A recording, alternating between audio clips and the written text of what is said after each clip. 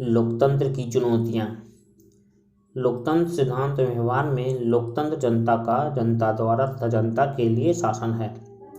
भारतीय संविधान की प्रस्तावना में ही घोषणा कर दी गई है कि भारत एक लोकतांत्रिक राज्य है।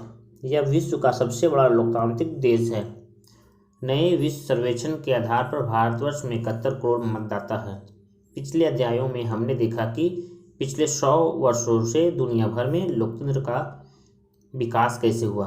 दुनिया के 1/4 हिस्से में अभी भी लोकतांत्रिक शासन व्यवस्था नहीं है। कोई दूसरी शासन प्रणाली इसकी प्रतिद्वंदी भी नहीं है।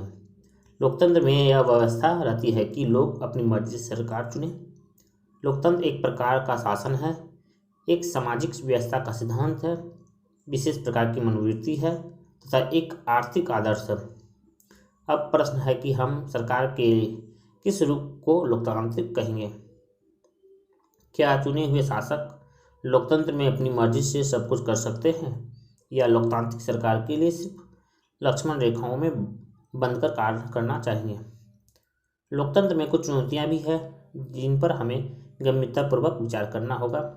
अलग अलग देशों के सामने अलग अलग चुनौतियां भी होती है। ये चुनौतियां किसी भी साधारण समस्या जैसी नहीं है। हम साधारणतः उन्हीं मुश्किलों को चुनौती कहेंगे जो महत्वपूर्ण तो है, लेकिन उन पर सफलता भी हासिल की जा सकती है।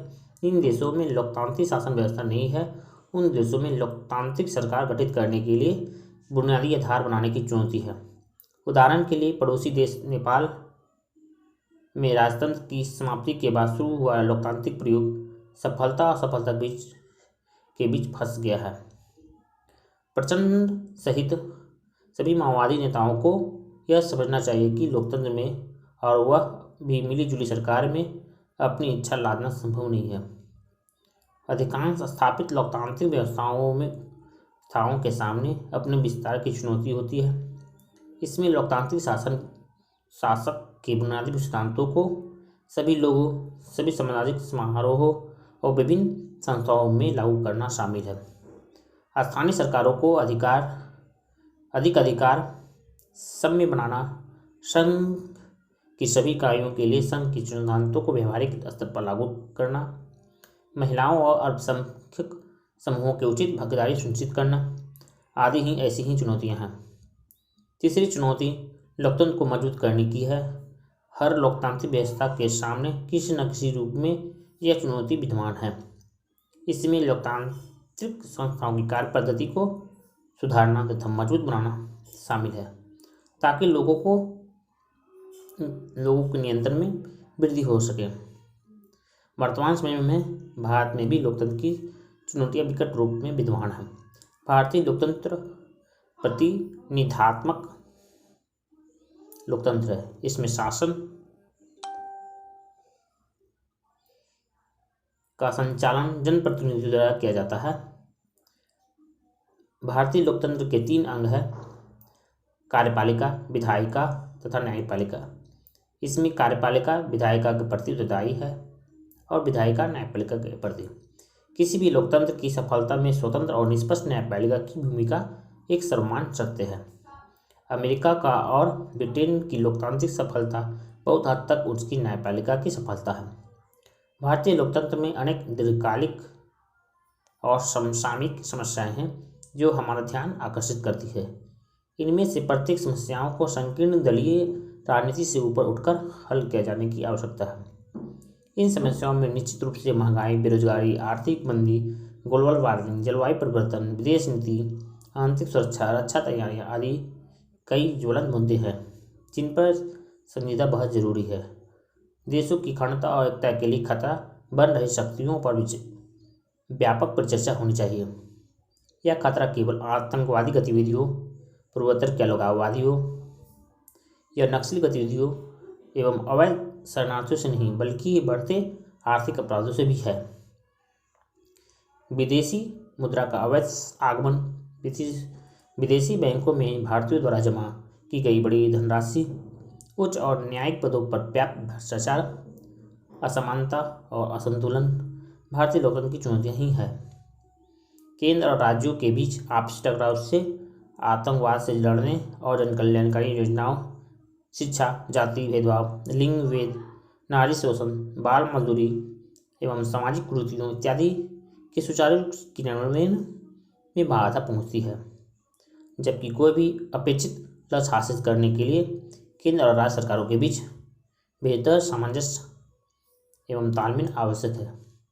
बढ़ती जनसंख्या पर नियंत्रण के लिए प्रभावी समाधान खोजने की आवश्यकता है।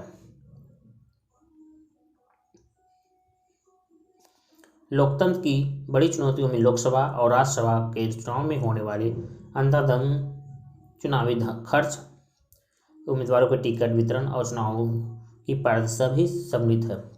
वंश और जाति, क्षेत्रीय पार्टी तथा गठबंधन की राजनीति भी महत्वपूर्ण भूमिका निभाती है। स्पष्ट बहुमत नहीं आने पर सरकार बनाने के लिए छोटी छोटी क्षेत्रीय पार्टियों को आपस में गठबंधन करना, वैसे उम्मीदवारों को भी चुन लिया जाना जो दागी प्रवृत्ति या आपराधिक पृष्ठभूमि के होते हैं, लोकतंत्र के लिए एक अलग ही चुनौती है। गठबंधन में शामिल राजनीतिक दल अपनी आकांक्षाओं और लाभों की संभावनाओं के मद्देनजर ही गठबंधन करने के लिए प्रेरित होते हैं, जिससे प्रशासन पर सरकार की पकड़ ढीली हो जाती है। नई लोकसभा में करोड़पति सांसदों की संख्या अब तक के सबसे ऊंचे स्तर पर पहुंच गई है। सभी पार्टियों में आपराधिक छवि वाले सांसदों की संख्या में इजाफा लोकतंत्र के लिए चुनौती है।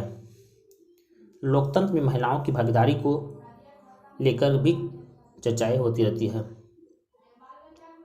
राष्ट्रीय शिक्षा नीति में महिलाओं में निरक्षरता दूर करने, शिक्षा में आने वाली बाधाओं के निराकरण करने तथा उन्हें प्रारंभिक शिक्षा में बनाए रखने के लिए प्राथमिकता दी गई है। परिणाम स्वरूप यह हुआ कि अन्य क्षेत्रों के साथ साथ लोकतंत्र में भी महिलाओं की भागीदारी स्पष्ट रूप से बढ़ती नजर आने लगी है। 15वीं लोकसभा चुनाव के बाद महिलाओं की भागीदारी 10% से अधिक हो गई है। संसद में महिलाओं में 33% आरक्षण देने का बिल अभी तक पारित नहीं हो सका है, लेकिन महिलाओं ने अपने दम पर भारत को विकसित देशों के करीब ला खड़ा किया है। आज की महिलाएं राष्ट्र की प्रगति के लिए पुरुषों के साथ कंधे से कंधे मिलाकर काम कर रही है। खेती बाड़ी से लेकर वायुयान उड़ाने और अंतरिक्ष तक जा रही है। इसके बावजूद वे दोयम दर्जे के शिकार है। ग्रामीण महिलाओं के लिए सरकार ने नई पंचायती राज व्यवस्था में आरक्षण का प्रावधान किया है। गांव में आज जो महिलाएं पंच आसन पर चुनी जा रही है, उनमें ज़्यादातर अपने परिवार के पुरुषों के प्रभाव में काम कर रही है। ऐसा देखा जा रहा है कि गाँव की पंचायतों या नगर परिषदों में निर्वाचित महिला मुखिया के स्थान पर उसका पति या पुत्र अपने प्रभाव का इस्तेमाल कर रहा है। यह अप्रत्यक्ष रूप से यह लोकतंत्र की एक गंभीर चुनौती है। अब तक हमने भारत के संदर्भ में लोकतंत्र की चुनौतियों को देखा है। एक नज़र बिहार में लोकतंत्र की चुनौतियों पर भी प्रकाश डालकर देखेंगे। भारत के अन्य राज्यों की तरह बिहार में भी स्वस्थ लोकतंत्र स्थापित है। इसके बावजूद यहाँ क्षेत्रीय और स्थानीय स्तर पर चुनौतियाँ भी मौजूद हैं। आज भी भ्रष्टाचार, जातिवाद, परिवारवाद जैसी बुराइयाँ यहाँ निर्णायक भूमिका निभाती है। हाल के दशकों में यह परंपरा बनी कि जिस जनप्रतिनिधि के निधन या इस्तीफे के कारण कोई सीट खाली हुई है, उसके ही किसी परिजन को चुनाव का टिकट दे दिया जाए। यह भारतीय लोकतंत्र की खामियों को दर्शाता है।